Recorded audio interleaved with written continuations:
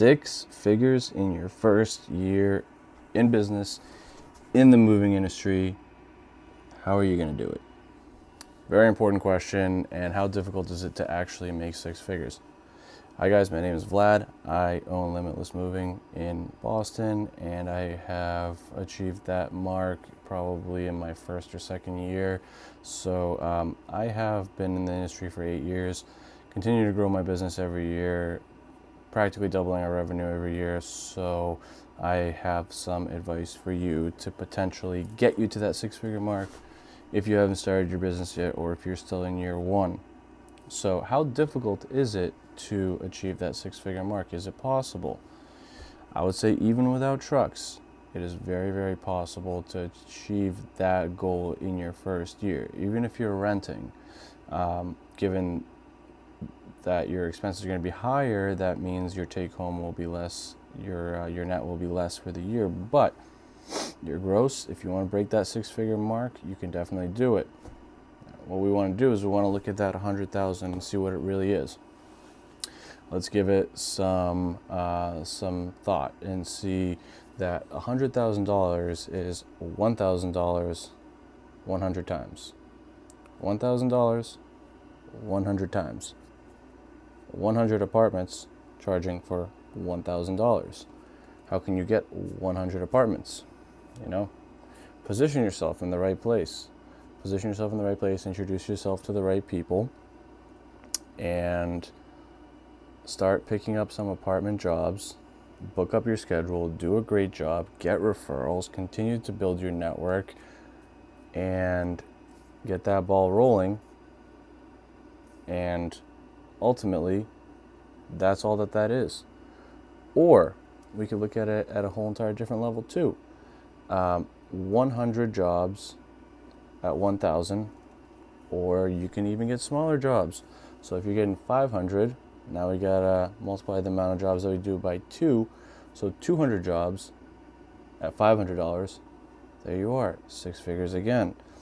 So instead of looking at it like one big intimidating number that's like impossible to reach, just break it down into those simple little fractions and attack it day by day. Take it a day at a time. Don't get defeated when you have a slow month. Don't get defeated when the phones don't ring, because you're a business owner. That means if this is your full-time commitment, what do you do when the phones don't ring? You ring the phones. You make the calls, you find the right people who are going to work with you, you introduce yourself, you walk in, you go to networking events, you build your advertisement, you build your social media, you put some printed ads out, or slap on some vinyl on your car and drive around, or park on a busy highway. You have to be the creative brain behind all of this in order to make things happen. So, again, now let's go the other way. What if we did 50 jobs at 2,000? Let's say we're attacking house moves. Somehow we got a good referral that's giving us house moves. All you have to do is 50 house moves at at $2,000, and now you're there. So if you can lock in 50 homes, and if you can get like at least a 2-bedroom home, all you have to do is 50 of those a year. Granted, it's a slower real estate market right now, so new guys, 50 homes a year to start. I'm wishing you luck. But if you position yourself correctly and you get the right people in front of you, again, it's about who you are. It's about how you present yourself. It's about your reputation. It's about your trustability. Your word matters. When you say you're going to show up, you show up. You don't show up, guess what? They're not calling you again. They're not referring your friends, and they're going to, be the talk of the town. So get the ball rolling, continue to build your reputation, and people will refer you out.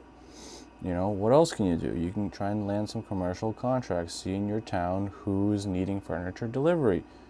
Whether it be, Bob's or Jordan's Furniture or some furniture company, See how you can diversify. And, if moving is a little bit slow, do some junk removal, do some clean outs, get some offer dumpsters, offer dumpsters as a complimentary service to your client. and then load those dumpsters up so you don't have to drive around and charge your time for that.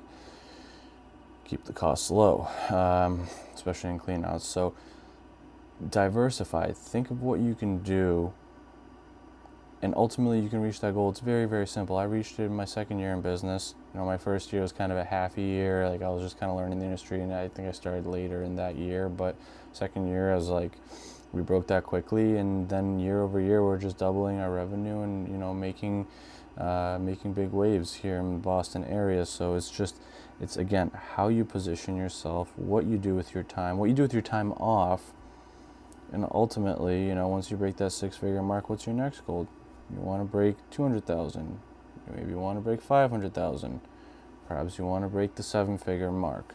So right now we're focusing on the 6-figure mark, and ultimately it can be very, very easily attained as long as you're motivated, as long as you're a hustler. There's a lot of people out here who are just trying to make a quick buck. This industry is not for you. This is for the people who are,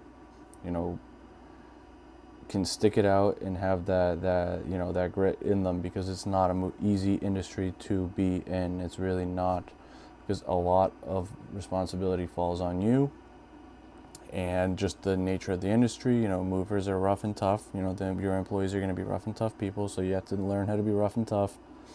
Your customers, you're going to have to get used to some customers being upset and you offering discounts. It's the nature of the industry. It's moving. Things break, but you have to be the tough guy to stand up and say, hey, listen, this is what our policies cover. This is what you agreed to, and this is how we're moving forward. If you cut yourself short every single time too, you're going to run into a lot of problems, and over discounting too is going to be a big problem. But customer satisfaction is important too. We do offer discounts, and especially if there's like minor damages. Luckily, we really never experienced too much I can think of a handful of things but nothing even major, where it's just like a discount kind of saves the day. But you can't always just be discounting for every little thing. It's pretty standard. Once you're a licensed moving company, there's a standard of 60 cents per pound here in Massachusetts that you have to pay out. So you can so choose to be, a good guy and pay out more, but you don't have to. Legally, you don't have to. So figure out how you're going to position yourself. Again, guys, 6 figures, super easy to make. Stay tough, stay strong, and that's really all it is to make it in this industry. It's waking up, showing up, getting the job done, close out the invoice in a timely manner, and get paid so that customers aren't hunting you down. Or actually, sometimes they won't hunt you down. Most of the time, actually, they'll stay quiet. You're the one hunting them down, but get the transaction closed, and then build a referral network, guys. It's super easy. And then if by year 2 you're not in the 6-figure mark, then you're definitely going to need some advice. And ultimately, that's what I'm kind of making these videos for now, is because I will be offering more advanced coaching sessions in the future. These are kind of going to be just overview videos most of the time, brief, not too detailed, but I will be offering more advice in the future, hopefully on I think I'm going to have like a different website platform, which TBD I'll be announcing, but I'll go more into detail and give away a lot of my secrets and what keeps me successfully going forward every single year in this moving industry. So that being said, if you like this video, give it a thumbs up, subscribe, stay tuned. We will be building some great things to come.